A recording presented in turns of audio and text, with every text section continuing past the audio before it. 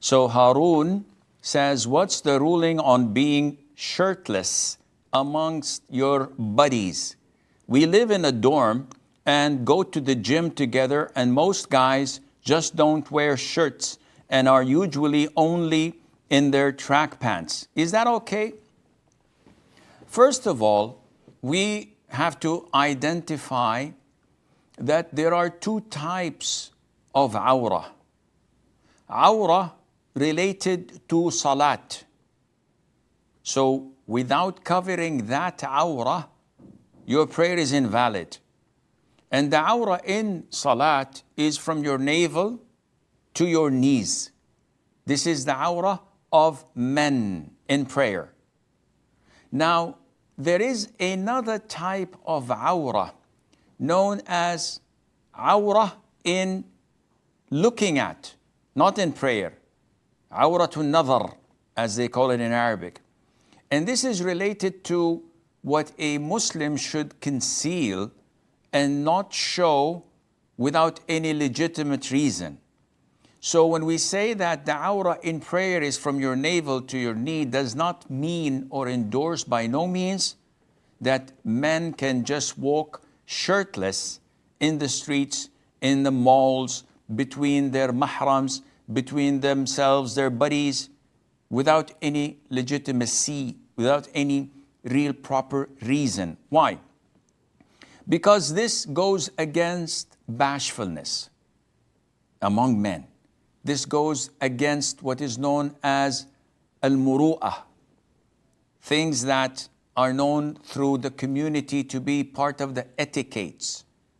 So it is something that people look down at and could not consider it to be appropriate.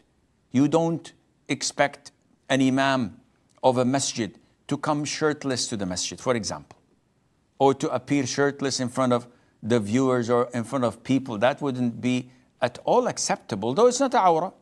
So he's not doing any sin. No. Covering the body is part of nature.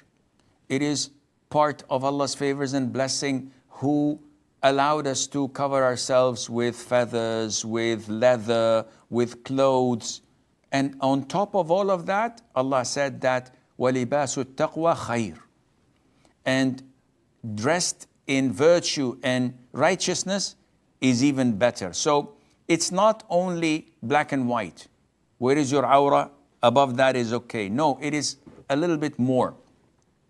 So one says, okay, so what's wrong, Sheikh, if we go to the gym and we flex our muscles and we look at our abs and enjoy what we see?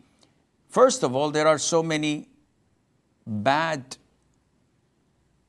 influence over one another. Firstly, there are the whisperings of shaitan. We are in an era where shaitan beautifies the same gender to the other. And that's why we have homosexuality widely spreading, alhamdulillah, in the disbelieving world. So as Muslims, you have to protect ourselves. We have LGBT calls from all over the world.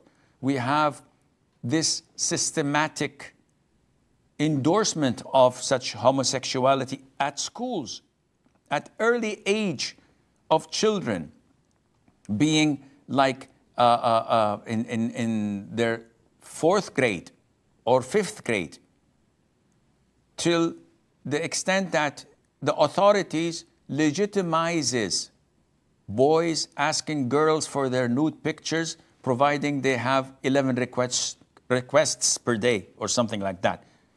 This is outrageous. But this is where the communities and societies are headed to.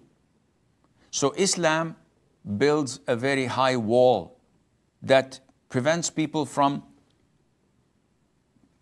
penetrating that wall or climbing over it to protect the community. So feelings of mutual liking among homosexuals would be prevented. Also, when you expose your body like this, definitely you will attract evil eye. envy. People who like what they see and say, whoa. And this, by the way, happened at the time of the Prophet ﷺ. When one of the companions looked at another and he saw his skin was so soft and clean, he gave him an evil eye, which made that companion, Sahl ibn Hanif, fall immediately on the ground sick. This happens nowadays when we are not immune because we don't observe our adhkar religiously, we don't take precautions, etc. And thirdly, this makes a person boasts about himself, throws arrogance in himself. Look at my abs, look at my chest, look at my symmetric body.